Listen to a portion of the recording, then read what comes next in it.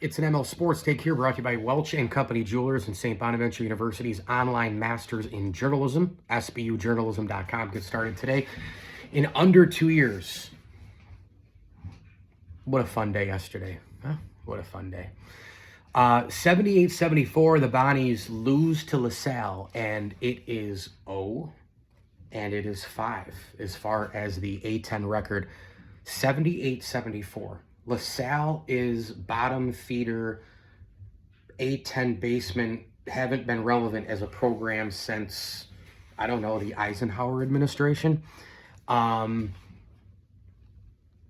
terms of sustainability, 3 huge frustrating things with this. Number one is Bonaventure, I think, went on a 12-0 run, and Lanati was in there during it, I think, and Osasui was in there. It just, things were moving. There was a little bit of pace. There were offensive sets.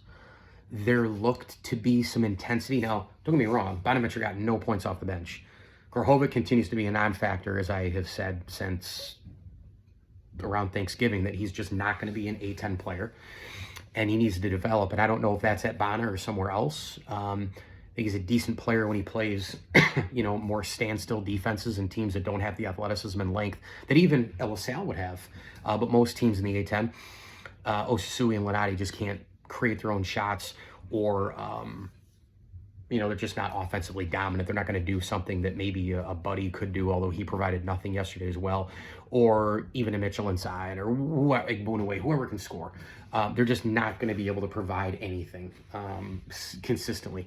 But sometimes they move without the ball, and their quickness and kind of their fire and their intensity, especially on defense, kind of like ignites the group. And it seemed like, to me, like rotational change was just not necessary in this game, not just there, but in a lot of spots. And then Schmidt just does not have any semblance of feel, it seems like, anymore, right? I mean, this right now is just staggering, considering where they were, how they were playing, where they were playing, how they were getting it done, how they were only down a couple points to Carolina after a first half, how they beat some rival teams in the non-con, how the record was what it was before the Ohio game, and now like everything is just completely lost on the season. I mean, they're 18 games in, and there's nothing to feel good about. I mean, there's nothing left with this team. There is no depth. There is no length in this rotation and on this team. Guys now look defeated. There was a little bit of quit in them at times, and yet they only lost by 4, and it was like a nip and tuck game for a while. It was a 1-point game at the half. I mean, there's no reason to have any give up. It was 1 point, 2 point, 4 point, and it was a game of runs. I mean, 7-0 here, 12-0 run, and all that. But you can see some things on some faces now. I mean, you just look on the bench, look on the court, like the body language. Certain things are showing up now that weren't there before. And I mean, when you're 0-5 in the A10 and you have a losing streak like this, this is as bad as it's ever been in the Schmidt era. I know there's a lot of people screaming for change. I'm not going to get into that quite yet. I'm also not going to defend a lot of what's going on with Mark in terms of his energy and some of the things that they're doing. I mean, there's no sets. The rebounds are wildly inconsistent. Bonaventure got beaten on the boards 27-23. And it felt like 37-23. It always feels like more. They don't get the big ones when they need them. Stunningly enough, in this game, Bonaventure had 10 steals to 5 for LaSalle. Bonaventure had 11 turnovers to LaSalle's 17.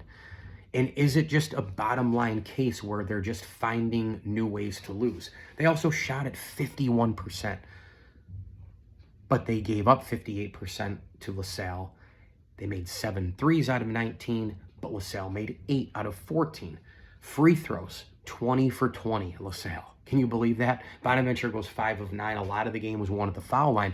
But here's the thing, and I've heard some noise on social media, because that's all social media is, with the whole, foul discrepancy, unfair, the refs.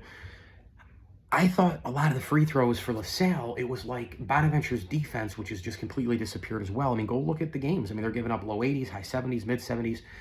They gave up 78 to LaSalle. Look at the Fordham total. Look at St. Joe's. Look at the end of games and the execution, poorly on offense and then even more poorly done on defense. But go watch some of the last few minutes against LaSalle and go watch when they went to the free throw line overall in this game. This Bonaventure team, they were behind plays. They're behind things. They're behind a LaSalle play that's ahead of them, and then they have to try to play catch-up, and there's a foul. You know, LaSalle can get to the rim. Fordham got to the rim. St. Joe's got to the rim. I mean, I don't know as if I've seen the last 5, 7, 10, 12 years in this Mark Schmidt era a defense that is just completely broken down so much to the point where they are behind so many things. Everything. They're behind guys who move without the ball. They're behind screens. They're behind mid-range games. They're behind one-on-one. They're behind everything. And that leads to trying to play catch-up, and it leads to a lot of loose hands, and it leads to a lot of laziness, and it leads to poor footwork, and it leads to, again, a little bit of quit. There's all those things. It's never just one thing when you're playing this poor in terms of the defense. So, I mean, they've lost that. And when you have bad offensive games, Bonaventure's defense has always been able to, okay, let's pull back. We can go win this thing 68-65. They can't do that anymore. So offensively, it's 3 guys, maybe a fourth, and the fourth guy has to have an erratic game to get into double figures. A forced game. Was that Bowen yesterday, or was it Charles? Pick your poison. I mean, Bowen also had 10 assists. I'm not going to get on him that much, but I think Bowen and Charles are guys who have been there all year, and they're always around the ball, and I think that they've kind of hustled, and they also read the offense when things aren't going. They go to the basket. Charles had, Mitchell had 26 points, 7 rebounds. I mean, the point stuff was great, but, you know, defensively, he just, I think, leaves a lot to be desired. Boonaway gives you 19. But what's he going to do in the next game, right? Like, we're kind of getting into that wave point with Boonaway. And also, the sets didn't help Boonaway last game. This game, I feel like him and Charles and Bowen are kind of creating, and then they get nothing from Buddy. So, and of course, 2 points from the bench. As teams go on, as seasons go on, Bonaventure's depth becomes worse and worse and worse. We thought maybe this year it would be different. Again, I just, the disappointment, I don't have enough superlatives and words in the English language to use for what this team is doing and what this season has become. I just, maybe we should all quit, right? Maybe we should all just stop watching the games and at least for this year, not care. I mean, I'm kind of in a no-care 2026 mode anyway, right? If I put 100% into you and I get 20% back, see ya. Okay, like, I mean, are we there with this team?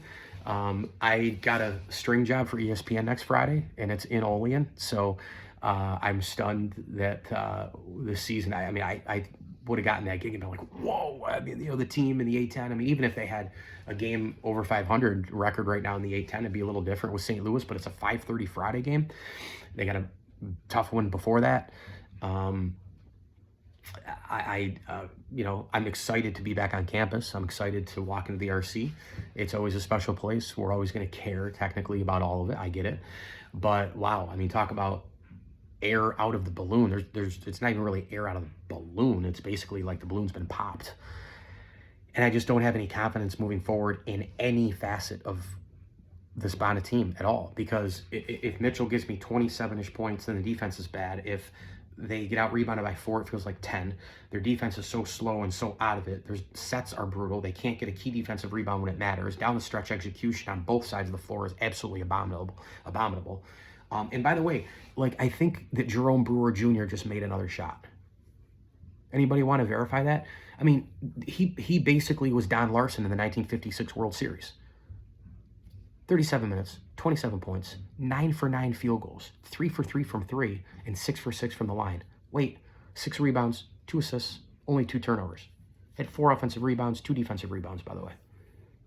He's a guy who can go in and get second chance points. LaSalle's 6-13, guys and gals. 6-13. Fordham, LaSalle, and St. Joe's? This isn't Dayton, St. Louis, and Loyola. Or pick your 3. These are irrelevant programs in the country, but also in the A-10. They haven't even done a shelf what the Bonnies have done the last several years with Mark. And now the Bonnies are getting beat by these teams. And the final thing I'll say is, what does this do in the NIL world? What does this do challenge-wise for Woj? What does this do for roster formation? Why would somebody play at Bana and think that all is well and culture and Schmidt and this and that, and I love my teammates, and they beat what looks like to be pretty weak cotton balls in the out-of-conference? Why would you stay? Why would you stay in this lily pad world? You can go wherever you want. You're a free agent every year. Why am I staying? You know? I mean, if somebody can get a bag like Melvin Council, why am I staying? And actually, I'll say one other thing. This team, you know, it's a 2-point game, 51-49, and then it goes into a 6-point lead and an 8-point lead, and like in a matter of a blink of an eye, a 9-point lead, Brewer Jr. And this team can lose focus so quickly. It's a 1 or 2 point game, then all of a sudden it's an 8-point game, or it's a 7-point game, or a 9-point. And we saw that against Joe's, Fordham, LaSalle. I mean, think about that. So you can get up to 2, but then it's 9. You get up to 1 or 2 again, it's 7 or 10 or 12. So how are you going to win games? Like if you come back on a team, or even if you're in a game within a point or two, how does it go like right back to 8, right back to this? It's focus. It's a lack of preparation. It's a lack of sets, both defense and offense. I mean, again, there's a little quit in this team too. If I'm wrong, please tell me. Please tell me. Because we're all following the same thing. We're all watching the same games. And this is not negativity. This is just kind of like the reality of the situation. It's just like how I talk about the Bills with some of my friends, who I'm not going to talk about the Bills to anymore. Because if I say something that is the real situation, it's immediately negative, or it's immediately this. There's a difference between reality and negativity. So I'm cutting that out too. But I don't do these videos for me. I do these videos for all of you mostly. And I wish I could post on the alumni pages, but just like everything else in society, it doesn't work.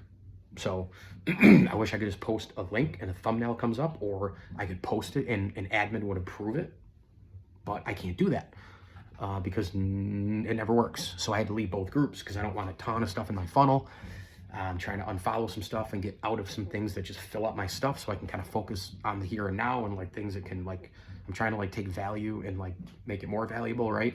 A lot of people will tell you, like, you find what's good and make it great. There's a few things I have in my platform that are good, but I want to make them good. I want to make them great and elite. And investing more time on some things that are kind of, are there, it makes more sense. I would love to post these on the alumni page. So if anyone here can share these on their personal page, can share them on the alumni pages, can share them anywhere you can, I'd appreciate it. My views are obviously way down because I can't put them on the alumni pages, but I'm still doing these videos. I put them on my personal, I put them on all the social platforms still. And please subscribe to my YouTube page, because you're gonna get them dumped right into your inbox at ML Sports Platter. This was a horrific loss. I don't know if this team can win 5 games in the A10. I don't even know if they can win 4 at this point, because all the road games now I'm like, and then the home games against really, really good teams, and then the other ones are like kind of toss-ups. So is this a 3-win A10 team?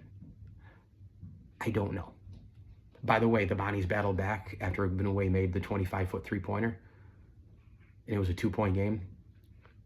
And you were like, well, actually made a 24-footer and then a 25-footer. They were down 6, and you're going back in time and going, maybe you shouldn't have gotten down 6 and 8 and 9 over and over and over again. Went a little long again. I was only going to spend 4 or 5 minutes on this because it's just exhausting. These guys are exhausting right now.